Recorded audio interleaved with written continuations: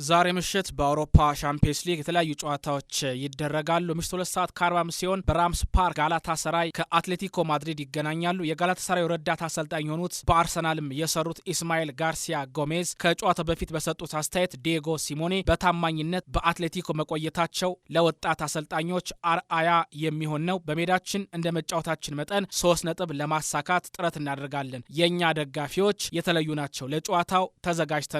የተርኬ ሊግ ምርጡ ሊግ መሆኑን ታውቃላችሁ። ቪክቶር ኦሲሜን ለጨዋታው ዝግጁ ነው ሲሉ እንደዚሁ ሀሳባቸውን አጋርተዋል። ኢስማኤል ጋርሲያ ጎሜዝ የቡድኑ ዋና አሰልጣኝ እንደዚሁ ኦካን ብሩክ ጨዋታው ከባድ እንደሚሆን እናውቃለን። በደጋፊዎቻችን ፊት 3 ነጥብ ለማሳካት ራሳችንን ማዘጋጀት አለብን ሲሉ ኦካን ብሩክ ገልጸዋል። ዲየጎ ሲሞኔ በበኩላቸው የተርኬ ደጋፊዎች የተለዩ ናቸው። ከባድ ጨዋታ ይሆናል። አልቫሬዝ ለጨዋታው ዝግጁ ነው። ጨዋታውን ማሸነፍ እንፈልጋለን ሲሉ ሲሞኔ ገልጸዋል። ምሽት 5 ሰዓት ሲሆን በስታዲዮ ቬሎድሮም ኦሎምፒክ ደ ማርሴይ ከሊቨርፑል የሚያደርጉት ጨዋታ ይጠበቃል። የሊቨርፑል አሰልጣኝ አርነ ስሎት ሮቤርቶ ዲዘርቢ በዓለም ላይ ካሉ ምርጥ አሰልጣኞች ውስጥ አንዱ ነው። ዲዘርቢ በትልቅ ክለብ ውስጥ ማየት ፈልጋለሁ ብለዋል። አንዳንድ ሰዎች ዣቪ አሎንሶ እኔን እንደሚተካኝ ይናገራሉ። በስራዬ በጣም ደስተኛ ነኝ ሲሉ ምላሽ ሰጥተዋል። ከሳላ ጋር ጥሩ ግንኙነት አለኝ። ወደ ቡድኑ በመመለሱ ደስተኛ ነኝ። ኮናቴ ከቡድኑ ጋር አልተጓዘም። ለጨዋታው ትኩረት እናደርጋለን ሲሉ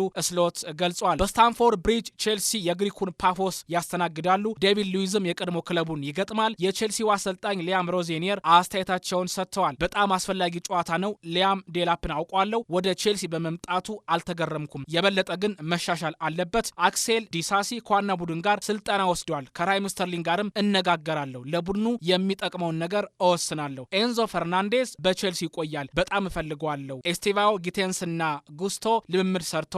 ቶሲን የለም። ለሳምንታት ከሜዳ ይርቃል። ጨዋታውን ማሸነፍ እንፈልጋለን ሲሉ ሮዜኒየር ተናግረዋል። በሌሎች ጨዋታዎች በአሊያንዝ አሬና ባየር ሙኒክ ከሮያል ዩኒየን፣ በሴንት ጄምስ ፓርክ ኒውካስል ከፒኤስቪ አይንዶቨን፣ በአሊያንዝ ስቴዲየም ጁቬንቱስ ከቤኔፊካ፣ በፎርቱና አሬና ስላቪያ ፕራህ ከባርሴሎና ጨዋታቸውን የሚያደርጉ ይሆናል። የአርሰናሉ አሰልጣኝ ሚኬል አርቴታ አሁንም ጠንክረን የምንሰራ ከሆነ በግንቦት ወር ዋንጫዎችን ልናሳካ እንችላለን ሲሉ ተናግረዋል። ቡድናችን ከማንኛው ቡድን ጋር መወዳደርና ማሸነፍ እንደምንችል እያሳየን ነው። በተጫዋቾቼ በጣም ደስተኛ ነኝ። ሁሉም ነገር ገና ነው፣ ግን እያሸነፍን የምንቀጥል ከሆነ በአመቱ መጨረሻ ዋንጫዎች ሊኖሩን ይችላል ሲል አርቴታ ተናግሯል። ኤታን ዋኔሪን ለማስፈረም የተቃረቡት ማርሴዎች አሁን ደግሞ ቲምበርን ለማስፈረም ተቃርበዋል። የዩሬን ቲምበር ወንድም የሆነው ኩዌንቲን ቲምበር ከፌኖርዱ አሰልጣኝ ሮቨን ቫን ፐርሲ ጋር ባለመግባባቱ ምክንያት ክለቡ ለመልቀቅ ወስኗል። በሰዓታት ውስጥ ደግሞ ወደ ማርሴ የሚያደርገውን ዝውውር ለማጠናቀቅ ተቃርበዋል። የአርሰናሉ ስፖርቲንግ ዳይሬክተር አንድሪያ ቤርታ በማርሴ ኩዌንቲን ቲምበር ከተሳካለት ወደ ኤምሬት ለማምጣት ከወዲሁ የተጫዋቹን ሁኔታ በተመለከተ